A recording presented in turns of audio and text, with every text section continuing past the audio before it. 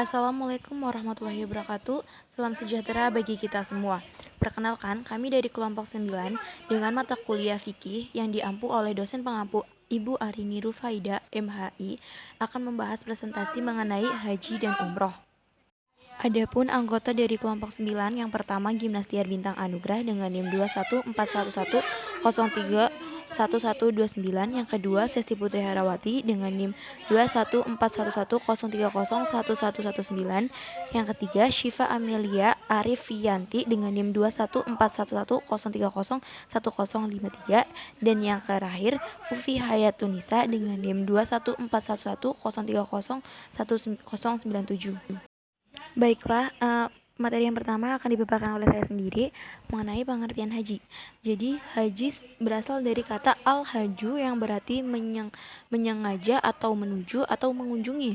Dan secara istilah, al-haju berarti mengunjungi atau berziarah ke Ka'bah untuk beribadah kepada Allah Subhanahu wa taala dengan syarat-syarat dan rukun-rukunnya, serta beberapa kewajiban tertentu dan dilaksanakan dalam waktu tertentu, dan beribadah dengan melakukan ihram, tawaf, sa'i, wukuf di Arafah, mabit di Muzdalifah dan Mina, dan yang terakhir melontarkan jamarat dan tahallul.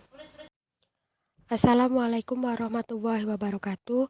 Perkenalkan, nama saya Siva Amalia Arifianti dengan NIM 2141110301053. Di sini saya akan menjelaskan syarat wajib haji. Syarat wajib haji merupakan tuntunan yang berlaku untuk setiap orang yang ingin mengerjakan ibadah haji dan berharap ibadahnya akan diterima di sisi Allah. Berikut syarat wajib haji. Yang pertama, beragama Islam. Beragama Islam adalah syarat wajib yang pertama dalam ibadah haji.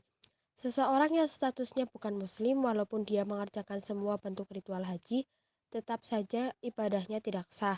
Yang kedua, berakal. Istilah berakal berasal dari kata akil, yang maknanya waras, normal, dan tidak gila atau hilang ingatan.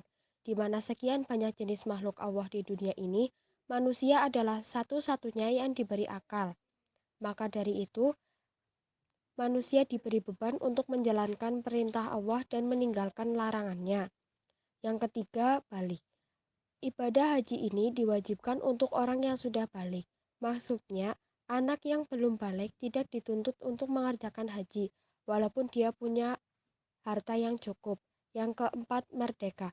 Seorang budak tidak wajib melakukan ibadah haji karena ia bertugas melakukan kewajiban yang dibebankan oleh tuannya.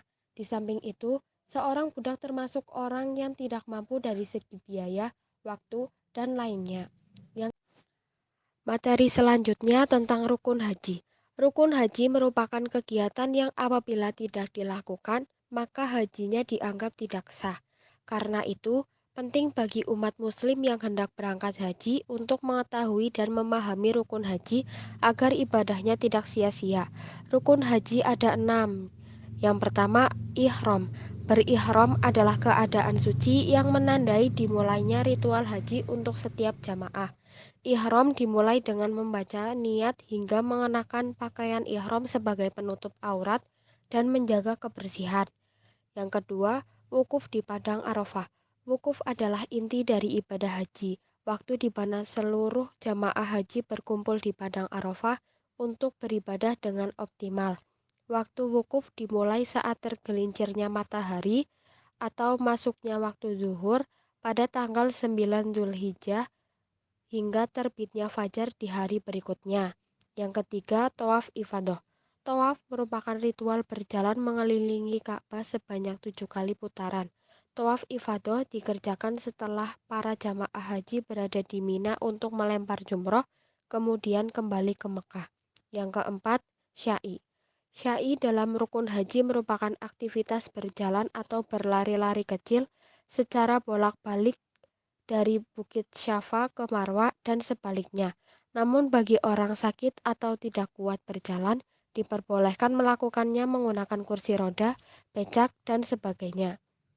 Ketika melewati kawasan antara Bukit Syafa dan Marwah, para jamaah pria disunahkan untuk berlari-lari kecil, sedangkan bagi jamaah wanita disunahkan untuk berjalan cepat. Yang kelima, tahallul. Setelah melaksanakan sa'i, Jamaah melakukan rukun haji selanjutnya, yakni tahallul. Yang dimaksud dengan tahallul yaitu memotong rambut.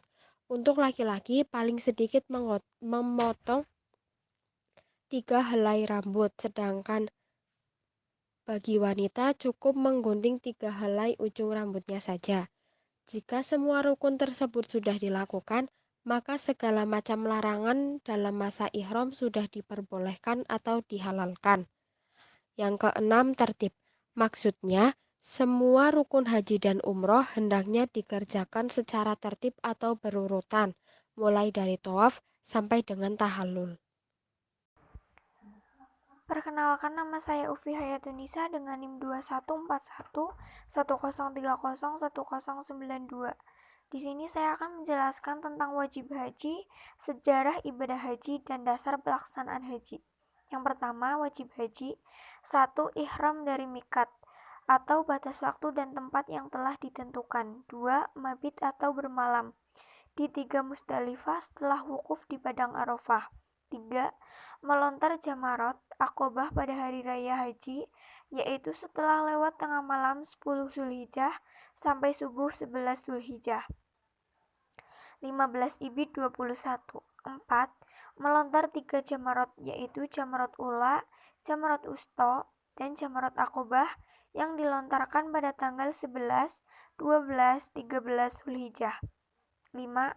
Mabit di Mina pada malam hari-hari tasyrik pada tanggal 11, 12, 13 Zulhijjah. 6. Tawaf wada atau tawaf meninggalkan Mekah. 7. Menjauhkan diri dari segala larangan atau yang diharamkan. Kedua, sejarah ibadah haji. Secara umum, pada waktu itu perjalanan ke Mekah dibagi menjadi 2, yaitu rute jalan darat dan rute jalan laut. Rute perjalanan dari Indonesia ke Tanah Arab atau Mekah hanya dapat menggunakan jalur darat dan jalur laut. Rute perjalanan jalur laut dapat dikelompokkan menjadi 3 rute pelayaran. Pertama, umat Islam yang berasal dari Hindia Belanda, Stratis Settlement, British India, Afghanistan, Persia berangkat melalui Selat Bab el-Mandab. Kedua, umat Islam yang berasal dari Mesir, Sudan, Somalia, Prancis, Eritrea, dan Yaman datang melalui Laut Merah. Ketiga, umat Islam yang berasal dari Tunisia, Asia Kecil, Syria, dan Maroko datang dari utara. Yang ketiga yaitu dasar pelaksanaan haji.